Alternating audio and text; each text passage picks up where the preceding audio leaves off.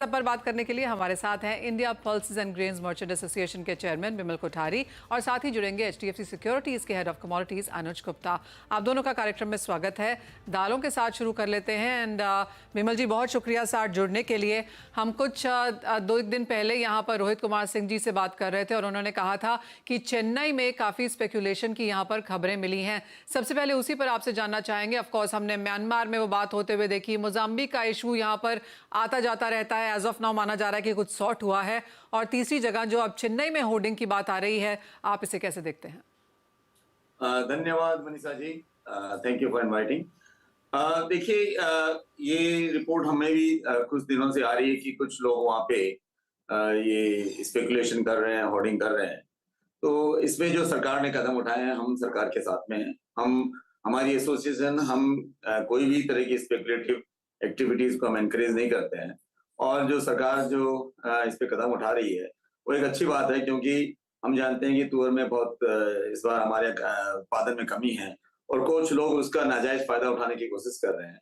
तो इस पे जो अंकुश जो लगाने की जरूरत थी वो सरकार ने उस पे कदम लिया है, उठाया है, अच्छी बात है। इस तरह के हादसे देखिए, ट्रेड में कुछ लोग ऐसे होते हैं जो अनड्यू एडवांटेज उठाने की कोशिश करते हैं और उन पे अंकुश लगाने की जरूरत है। सरकार ने इस पे कदम उठाया है, हम इसका स्वागत करते हैं।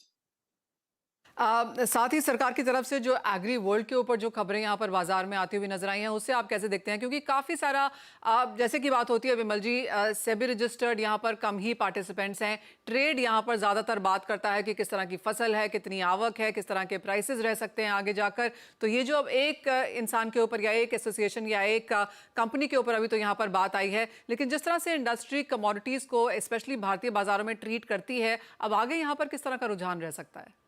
देखिए, मुझे जिस कंपनी के बारे में अभी आपने कहा, मुझे भी उसके बारे में जानकारी मिली कि उन्होंने कुछ स्पेकुलेटिव प्राइसेस दिए हैं। तो ये सही चीज नहीं है कि अभी आप क्योंकि देखिए, हमारे ट्रेड में वायदा खुला हुआ नहीं है कि आप वायदा जो है कि लीगली अलाउड एक्टिविटी नहीं है। अब आप अभी मार्च में आप जून जुलाई के प्राइसेस देने लग जाएं, उससे एक जो स्पेकुलेटिव जो एक्टिविटी है वो शुरू हो जाती है। उसमें जो इंटरनेशनल मार्केट में भी जो प्लेयर्स हैं, जो सप्लायर्स हैं, वो भी ये देखते हैं कि हिंदुस्तान में आगे जून में जुलाई में क्या पोजीशन थी, वो उसी हिसाब से वो प्राइस को फिर वो घटाते बढ़ाते रहते हैं। तो मैं समझता हूँ कि ये एक्टिविटी नहीं होनी चाहिए। जो उन्होंने इस तरह की इंफॉर्मेशन दी है वो गलत है। और इस तरह की अगर कोई एक्टिविटी हो भी रही है और जो हमें भी सूचना मिलेगी कुछ लोग ऐसी एक्टिविटी कर रहे हैं, उसको तुरंत रोकना चाहिए। अब मैं आपके माध्यम से पूरे ट्रेड को अपील करूंगा कि इस तरह की एक्टिविटी में वो इंडल्ज न हो, क्योंकि इससे कुछ लोग जो व्यापारी इस तरह का काम करते हैं उसकी तरह से पूरे ट्रेड को खामियाजा भुगतना पड़ता है। तो मेरा सबसे निवेदन यही है कि आप इस तरह की स्पेकुलेटिव एक्टिविटी बंद करें। टूर का जो स्पॉट मार्केट है, आप स्पॉट के हिसाब से बिजनेस करें और इसमें अननेसेसरी स्पेकुलेशन करने की कोशिश न करें। जी, विमल जी, साथ ही साथ जिस तरह का ट्रेड एज ऑफ नाउ है और रोहित कुमार सिंह जी डायरेक्टली हर बार कहते भी रहते हैं कि तुअर को लेकर चिंताएं हैं, म्यांमार से यहाँ पर आ रहा है, मोजाम्बिक के साथ भी यहाँ पर थोड़ी सी सिचुएशन अब यहाँ पर बेटर होती हुई नजर आई है। तो जिस तरह का अवेलेबिलिटी है, जिस तरह की फसल सामने दिख रही है, जिस तरह के इम्पोर्ट्स हैं, किस तरह की अवेलेबिलिटी आप अब आगे जाता हुआ देखते हैं? देखिए मनीषा जी, तुअर की जो कमी है वो तो बनी रहेगी, क्योंकि हमारे यहाँ उत्पादन कमी है। 12 से 15 लाख टन का जो हमारा डिमांड एंड सप्लाई गैप है वो है।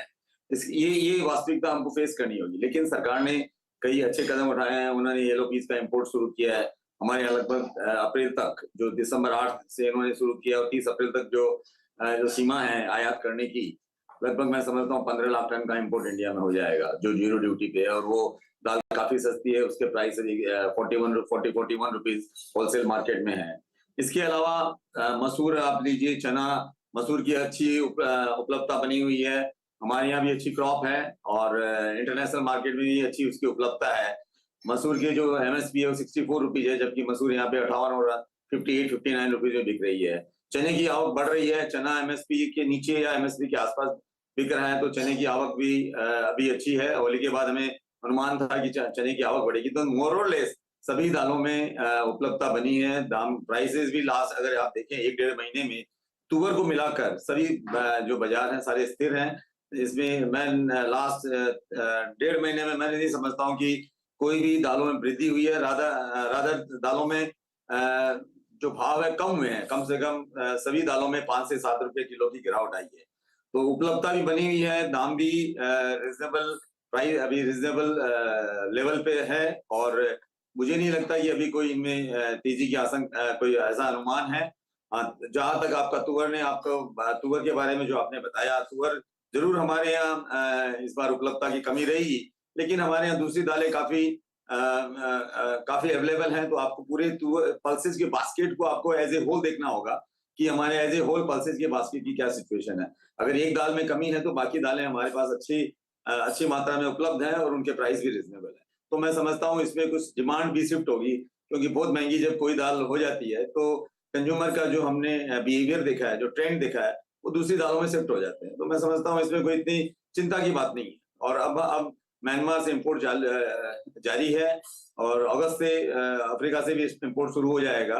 दूसरे देशों के साथ भी बात हो रही है, ब्राजील और अर्जेंटीना ऐसे देशों से भी बात हो रही है कि वो भी वहाँ तुअर का उत्पादन और तुअर और उड़द का उत्पादन करें, ताकि भविष्य में हमें हमारी जो रिक्वायरमेंट है जो बिमल जी, ब्राजील और अर्जेंटीना से यहाँ पर माल जरूर आ रहा है, लेकिन जिस तरह के सूत्रों के हिसाब से खबर मिली है उसके हिसाब से ये है कि इंडिया यहाँ पर कोई कॉन्ट्रैक्चुअल ऑब्लिगेशन में नहीं है, जहाँ तक ब्राजील से खरीदारी की बात है। अभी तक कोई कॉन्ट्रैक्चुअल ऑब्लिगेशन नहीं है। बिल्कुल इस पे बातचीत हो रही है, दोनों सरकारों के बीच बातचीत हो रही है। आईपीजी इसको फैसिलिटेट भी कर रहे हैं। हम भी सरकार से अनुरोध कर रहे हैं कि देखिए, मैं इसमें एक मुद्दे की बात कह रहा हूँ कि देखिए, हमारे यहाँ इस साल जो सरकार के आंकड़ों के अनुसार 330 लाख टन दालों की रिक्वायरमेंट है। मनीषा जी, ये जो रिक्वायरमेंट है नेक्स्ट 6 साल में, मतलब 2030 तक लगभग 400 लाख टन की हो जाएगी। और हमारे यहाँ दालों का जो उत्पादन होता है सिर्फ रेनफेड एरिया में होता है, इरिगेटेड एरिया में नहीं होता है। एक खराब मानसून, एक एल नीनो का इफेक्ट हमारी पूरी जो सप्लाई की जो डायनेमिक्स है उसको बदल देता है। इसलिए जरूरी है, एक बहुत अच्छी बात है कि सरकार सेल्फ रिलायंस, आत्मनिर्भरता की तरफ बढ़ रही है। हम इसका स्वागत करते हैं और होना भी चाहिए। लेकिन आत्मनिर्भरता का मतलब ये नहीं है कि हमको कॉशस नहीं रहना चाहिए हमें, क्योंकि देखिए हमारे यहाँ एक बहुत बड़ी पॉपुलेशन है, 140 करोड़ लोग हमारे यहाँ हैं, और उनके लिए दाल जो एक बहुत बड़ा इंपॉर्टेंट फूड है, एक स्टेपल फूड है। तो इसकी रिक्वायरमेंट हमेशा बनी रहेगी, इसकी रिक्वायरमेंट बढ़ती जाएगी, और ऐसा कभी कोई भी ऐसी स्थिति न बनेगी जब हमें इंटरनेशनल मार्केट में जाके दालों को खरीदना पड़े। तो उस समय अगर हम कोई इस तरह का एक एमओयू या हमारी एक अंडरस्टैंडिंग नहीं होगी, तो अचानक अगर हमारे यहाँ 10% की दालों की कमी होती है, तो इसका मतलब 40 लाख टन दाल चाहिए। वर्ल्ड मार्केट में आपको 40 लाख टन दाल ढूंढने जाएंगे तो नहीं मिलेगी। तो इसलिए हमारा ऐसा एक सुझाव है कि एक लॉन्ग टर्म पॉलिसी होनी चाहिए, ताकि आप दालों की यहाँ आत्मनिर्भरता की तरफ बढ़े, और हमारा कुछ ओरिजिन्स के साथ में एक अंडरस्टैंडिंग होना चाहिए कि तो हमारे लिए कुछ दालें वो बराबर जो हमारे लिए जो दालें हैं उत्पादन करें, ताकि कोई भी जो इवेंचुअलिटी होती है हम उन दालों को वहां से खरीद सकते हैं। एब्सोल्युटली। बिमल जी, एक फाइनल सवाल, और तुअर को लेकर हमने देखा है कि पिछले 8-10 महीने, एक्चुअली मुझे याद है जब इब्जा की लास्ट कॉन्फ्रेंस थी, उस समय से जैसे ही ये मुद्दा गर्म हुआ है, हमने बिल्कुल इसे स्लो डाउन होते हुए देखा ही नहीं है। वो पहली बार था जब रोहित कुमार सिंह जी ने बात भी करी थी कि दालों में यहाँ पर, स्पेशली तुअर में, यहाँ पर स्पेकुलेशन ना की जाए। पूरा एक साल, ऑलमोस्ट 6-8 महीने तो फॉर श्योर हो गए हैं उस चीज़ को। आप कैसे देखते हैं? आपको लगता है कि ट्रेडर्स के अलावा भी यहाँ पर स्पेकुलेटिव एक्टिविटीज़ हैं, होर्डिंग हैं, not just in the country, outside as well? I mean, किस तरह की सिचुएशन बन गई है कि सरकार के इतनी कोशिशों के बावजूद भी हमने देखा है कि होर्डिंग यहाँ पर रुकती हुई नजर नहीं आ रही है। ये सिचुएशन से अब इसका निकाल क्या है? ये जो तुअर का जो उत्पादन है हमारे यहाँ 2 साल से 3 साल से लगभग अफेक्टेड हो रहा है, और हम देख रहे हैं जितनी हमारी रिक्वायरमेंट है वो हमारी पूरी नहीं हो रही है हमारे उत्पादन से। इसलिए तुअर बराबर हम इंपोर्ट कर रहे हैं। और ये जो स्पेकुलेटिव एक्टिविटीज है, जब इस तरह की सिचुएशन बनती है तो अक्सर हम देखते हैं, ये तुअर की बात नहीं है, कोई भी दाल हो, अगर कोई भी दाल में इस तरह की जब सिचुएशन बनती है तो कुछ स्पेकुलेटिव एक्टिविटी, कुछ ट्रेडर वो जो हिंदुस्तान में हुआ, हिंदुस्तान के बाहर हो, वो उसका एडवांटेज उठाने की कोशिश करते हैं। इसमें सरकार ने सराहनीय कदम उठाए हैं। मैं समझता हूँ कि इस तरह के कदम इसका देखिए कोई लॉन्ग टर्म इसका कोई सॉल्यूशन नहीं होता है। इस तरह की जो कुछ ट्रेडर जो होते हैं, जिनको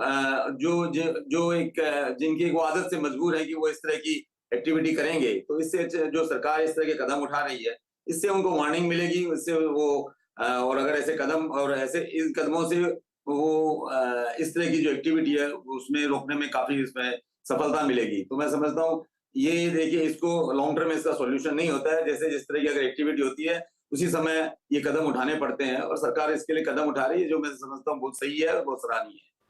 विमल जी, आपको क्या लगता है ओवरऑल बाजार में जिस तरह से कंपनीज यहाँ पर प्राइस व्यूज देती हैं, ट्रेड भी करती हैं, स्पेकुलेट भी करती हैं, किन से किन को ये होना चाहिए अथॉरिटी की वो आके यहाँ पर प्राइसेस की बात कर सकें या फिर एक फ्यूचर ट्रेंड यहाँ पर डिस्कस कर सकें?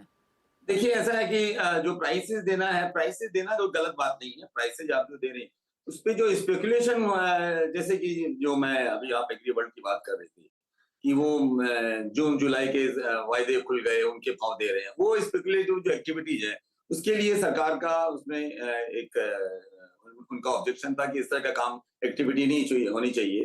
क्योंकि अभी अभी स्पॉट मार्केट 102 रुपए के भाव है और आप जून के भाव 110 रुपए की स्पेकुलेटिव के हिसाब से आप बातें 110 के भाव बना दिए आपने। तो उस 110 के हिसाब से जो इंटरनेशनल मार्केट में जो प्राइस है, वो 110 के हिसाब से हो जाते हैं। तो इसलिए क्या है वो जो स्पेकुलेशन के कारण जो दामों में वृद्धि की जाती है, उसके खिलाफ सरकार भी है और हम भी हैं कि इस तरह का काम नहीं होना चाहिए।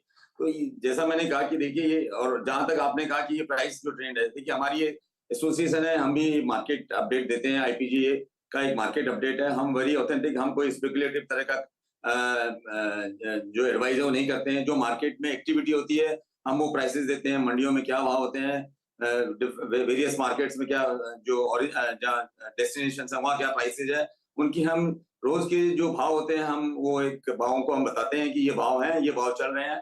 स्पेकुलेटिव नेचर का जो का एक्टिविटी है वो हम बिल्कुल इसके खिलाफ हैं। हम न तो हम पोस्ट करते हैं और न हम इस तरह के एक्टिविटी को हम एनकरेज करना चाहते हैं। तो हम आईपीजी की एक अच्छी वेबसाइट है और अच्छा एक मैसेजिंग सर्विस है, जिसमें हम रोज के भाव देते हैं और काफी हमारे उसमें मेंबर्स है, 5000 से ज्यादा पार्टिसिपेंट्स हैं और एक ऑथेंटिक सर्विस हम दे रहे हैं। मैं ये नहीं कह रहा हूँ कि कौन इसमें ऑथराइज है। ये फ्री ट्रेड सर्विस है, कोई भी दे सकता है, कोई भी एसोसिएशन, कोई इंडिविजुअल दे सकता है, लेकिन ये बड़ी जिम्मेदारी से होना चाहिए। और इसके लिए जिम्मेदारी जो है वो समझनी चाहिए कि ये किस तरह का इस तरह के मैसेज से क्या इफेक्ट पड़ सकता है बाजार पे। ये जिम्मेदारी समझनी बहुत जरूरी है, जो भी इस तरह की सर्विस दे रहे हैं। बहुत बड़ी रिस्पॉन्सिबिलिटी है यहाँ पर, और कैसे यहाँ पर कारोबार और कैसे यहाँ पर प्राइस डिसेमिनेशन होना चाहिए। और जैसे विमल जी कह रहे हैं कि कोई भी दे सकता है, लेकिन रिस्पॉन्सिबिलिटी एक बहुत बड़ी चीज़ है। बहुत शुक्रिया विमल जी हमारे साथ आज जुड़ने के लिए और वो तमाम चीज़ों पर बात भी करने के लिए। हमारे साथ अनुज गुप्ता भी हैं। अनुज, आप कैसे देखते हैं कमोडिटी बाजार की बातें, एग्रो कमोडिटीज़ में स्पेशली? अब आपको यहाँ पर क्या लगता है क्या किया जाना चाहिए? Manoj ji good morning. देखिए एग्रो कमोडिटीज हम देखेंगे, अगर आप जनवरी से लेकर अभी तक देखें तो सभी एग्रो कमोडिटी में जो हम 2023 में एक रैली देख रहे थे वो यहाँ पे रुकती हुई नजर आई है, क्योंकि कहीं ना कहीं हमने देखा है कि जो प्रोडक्शन है वो बढ़ा है, तो डेफिनेटली डिमांड सप्लाई का जो मिसमैच है वो बहुत बड़ा टॉपिक है जो कि एग्रो कमोडिटी के साथ रहता है। तो हमें लगता है कि कहीं ना कहीं डिमांड सप्लाई का जो मैटर है वो हमेशा से ही एग्री कमोडिटीज के लिए रहा है, चाहे वो पल्सीज हो, चाहे वो एडिबल ऑयल हो, चाहे वो स्पाइसीज हो। तो हमने देखा था कि 2023 में काफी स्काई रॉकेट प्राइस थे, अब 2024 में हमने वो प्राइस थमते हुए दिखाई दिए। तो मुझे लगता है कि डिमांड सप्लाई और जो प्रोडक्शन फिगर्स है ये एग्जैक्टली डेटा जो है वो एग्जैक्ट होना चाहिए, क्योंकि उससे कहीं ना कहीं जो प्राइस डिसैमिनेशन है या प्राइस का जो प्रेडिक्शन है वो देखने को मिलता है। तो एग्रीकल्चर कमोडिटी मुझे लगता है काफी सेंसिटिव है और आगे चलकर भी हमें लगता है कि जो डिमांड सप्लाई के फैक्टर है वो यहाँ पर मेजर रोल प्ले करेंगे। एब्सोल्युटली।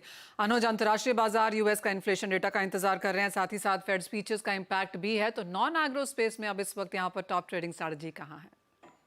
देखिए अगर इंटरनेशनल मार्केट की बात करें तो हमने देखा था कि मोमेंटम जो है गोल्ड सिल्वर में काफी देखने को मिला। हालांकि last to last week gold ने लाइफ टाइम हाई टेस्ट किया था, सिल्वर भी करीबन 4 महीने के उच्चतम स्तर पे था। तो अब ये थोड़ा सा ब्रेक लगता हुआ नजर आया है। डॉलर इंडेक्स जहां 103 के आसपास चल रहा था वो 104 के ऊपर ट्रेड करता हुआ नजर आया। तो मुझे लगता है कि मार्केट एक रेंज बाउंड हो रहा है और एक फाइनेंशियल ईयर की क्लोजिंग मार्च एंडिंग की वजह से एक प्रॉफिट बुकिंग हम मार्केट में आती हुई देख रहे हैं। तो मुझे लगता है कि अगर हम इंट्राडे की बात करें तो यहाँ पर सेल ऑन राइज का मार्केट इंट्राडे के लिए देखा जा सकता है। तो अगर हम गोल्ड की बात करें तो गोल्ड में करीबन जो जून कॉन्ट्रैक्ट है करीबन 66,950 के आसपास बिकवाली करना चाहिए। 67,100 का स्टॉप लॉस रखा है। टारगेट नीचे करीबन 66,400 66,300 तक देखा जा सकता है। वहीं सिल्वर के अंदर भी सैलून राइस का मार्केट देखने को मिल सकता है। तो करीबन 74,700 के आसपास बिकवाली करें, 75,100 का स्टॉप लॉस रखा है। टारगेट नीचे करीबन 74,200 तक देखा जा सकता है। तो बुलियंस में मुझे लगता है कि कहीं ना कहीं थोड़ा ब्रेक लगता हुआ दिख रहा है। डॉलर इंडेक्स में जो स्पीड आई है उसकी वजह से हो सकता है कि एक इंट्राडे के लिए आपको सैलून राइस का मार्केट गोल्ड सिल्वर में देखा जा सकता है। ओके, तो बिकवाली करनी है राइस पे यहाँ पर, और काफ़ी हद तक तेज़ी यहाँ पर हम प्राइसेस में ऑलरेडी आता हुआ देख चुके हैं। अनुज, बहुत शुक्रिया जुड़ने के लिए। उन तमाम स्ट्रैटेजीज़ के लिए भी एक ब्रेक का समय है। जब लौटेंगे तो एक एक्सक्लूसिव कॉन्वर्सेशन लेकर आएंगे अमूल के MD जयंत मेहता के साथ।